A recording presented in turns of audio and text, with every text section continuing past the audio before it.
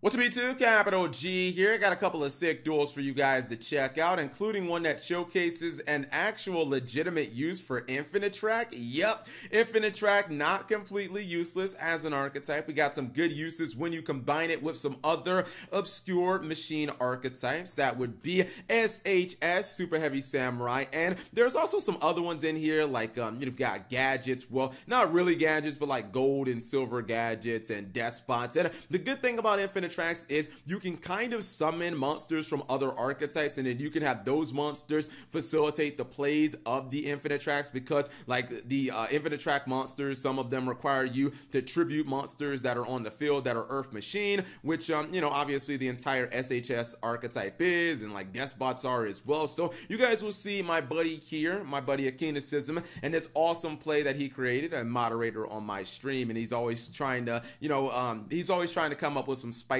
tech and some spicy plays. So you guys will see Super Heavy Samurai Link Monster.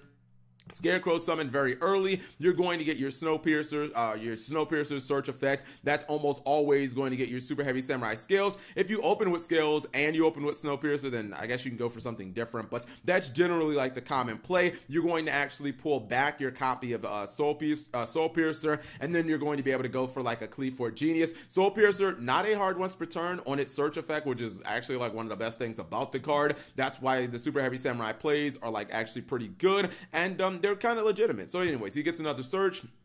At this point, he needs to go ahead and summon his second Infinitrack from his hand. That can be done by just tributing any Earth Machine monster. As I told you guys, all the SHS monsters are Earth and Machine, so you can tribute any of them. And now he's ready to go for Summon Sorceress. He's going to pull out a Despot out of his deck, and now he has Synchro Fodder, Despot 1. That gets him Naturia Beast. Now it's as simple as just adjusting the levels of his two Infinitrack monsters, and wouldn't you know, they both end up adding up to level 9. That means we get 2 level 9s on the field, and we get True King of all calamities and Naturia Beast turn 1.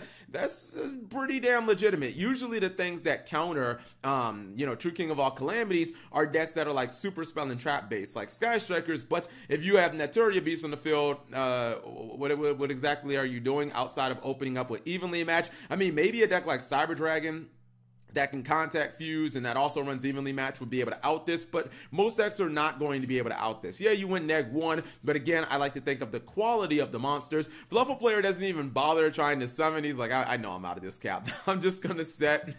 Akino's gonna activate the effect just to make sure he doesn't run into some, you know, some type of janky ass flip effect that ends up costing him the duel. He knows as soon as he sees a Fluffle monster, I pretty much got this one in the bag. The opponent cannot fusion summon because he does have Naturia Beast, and he can't activate any monster effects. So I mean, either one of these cards could probably single-handedly beat Fluffles. He just had both of them, which obviously is like unnecessary flex, but this is a pretty solid turn 1 board. And again, you give your opponent like 1 turn to potentially try to counter you, and then you just obviously kill him. Second duel is going to be wildly different. We got True King Yang Zings at the top. I think he might be playing some Dracos, and then at the bottom we have, I don't even know what to call this deck. It's like a DM deck or something.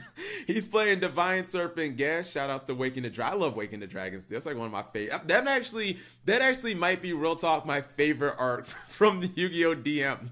I don't care if it's not canon. That arc was awesome, man. My going evil and all that stuff. He's gonna make True King of all calamities. Everybody's summoning True King of all calamities. He is gonna summon the Divine Serpent Gea. This card got nerfed like hell from the anime, but I digress. Anyways, Gea's on the field in attack position. Usually you wouldn't want Gea in attack position, but it's perfectly fine. He's got that Swift Iron Scarecrow, or I like to call it Stall Iron Scarecrow, that makes sure he's not going to get attacked right there. And he's actually going to go for the Thousand Eyes Restrict. Again, fairly, it seems kind of like a DM deck. His opponent is a little late on the gun. He should have activated True King of all calamities once he used Instant Fusion. He should have chained to it so that Thousand Eyes couldn't activate, but he's going to basically lose his monster for nothing. If you try to chain with True King of all calamities, it's too late. The monster's effect is already activated at that point. And now he's going to go for Yamada Dragon. And I was like, oh, snap. I think he's about to draw 5 cards, but there ain't no battle phase. So that's unfortunate. He was so close to drawing 5 cards, which would have actually been kind of awesome. He is going to try to draw some cards here. True King Yang Zing player gets his diagram, so he's not out of this duel. Yeah, like as long as you have diagram and other cards, you're still perfectly in this duel. He's going to attack, but that's going to prompt him to activate Call of the Haunted and bring back the Thousand Eyes Restrict. So now he cannot, there's a replay, he cannot declare a new attack because Thousand Eyes Restrictor is on the field. Probably he's going to suck up that powerful True King monster, and he's going to activate a copy of White Veil. Now he's able to do some real damage because he's able to attack over the Yang Zing, and he's going to Harpy's Feather Duster his opponent's spells and traps. That leaves him with pretty much just Suwani, I believe. Yeah, Suwani's just sitting there and it's like not looking so good. He's going to attack again. Now, for those of you guys who are like, Cap, why doesn't he simply go into Link Karibo and then try to like push for game? He actually can't, because the thing about White Veil is, while this card does give you the ability to Feather Dust your opponent every turn, the problem is if it leaves the field in any way, you will lose 3,000 life points. And guess what he's at? He's at 3,000 life points. So if he tributes this for a Link Karibo, he automatically loses the duel the second that this card actually leaves the Spell and Trap. And it doesn't have to go to the graveyard either. Anytime this card leaves the Spell and Trap zone, he will straight up instantly lose the game. So yeah, he's basically locked into this. But you know, Thousand Eyes Restrict, it's 2,900 attack. He's Feather Dustering his opponent every turn. This could be, you know, he could maybe pull this off. He's going to summon Drive, which you hardly ever see, Drive number 3, but I believe that's going to summon a True King monster from his deck. He gets the water one, so maybe he can actually run this back. His opponent has a couple more True Kings, which is actually really bad for him because he's actually going to pop that White Veil. No, wait, I think I'm trolling. No, he's not going to pop the White Veil.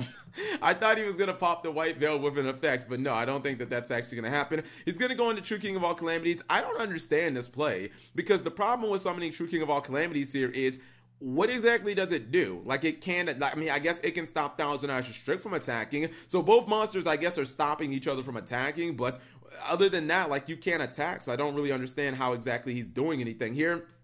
He is going to get his copy of, I think that was True Draco Apocalypse, and I think that might actually be the win condition. He gets a copy of Regeki, and it looks like maybe he should be able to close this out, but no, once again, not able to attack. He's going to potentially get him down. Can he attack him for, I think he's actually going to leave him with 300 life points. He needs one more turn, and he goes for a Link Karibo too. You could call this unnecessary. Again, Thousand Eyes Restrict is already stopping the monsters from attacking. As long as this guy doesn't get a diagram or doesn't get like a True Draco spell card, he basically is going to lose this duel. But he gets the copy of freaking Heritage. He's going to activate the Heritage, or he's going to pop his own Heritage, activating Apocalypse. That means he can pop White Veil, and that's basically a wrap. He blew up the White Veil, and that is GG no re. I told you guys, if White Veil left the if it left the Spell and Trap zone in any way, he was actually going to lose the duel. That was so heartbreaking because you clearly see, like, if he's able to get the copy of Yamada Dragon to get an attack through, he would have been able to draw, you know, 3,000, or he would have been able to draw 5 cards. I mean, White Veil is one of those, like, super risky cards. It has a high ceiling, but, you know, you don't always want to play it if you got 3,000 life points, because if it leaves the field, you're basically done so at that point. Anyways, hopefully you guys enjoyed these short duels. If you did, leave the video a thumbs up. Thank you guys for watching. As always, subscribe if you have not already, and turn on that notification for daily videos.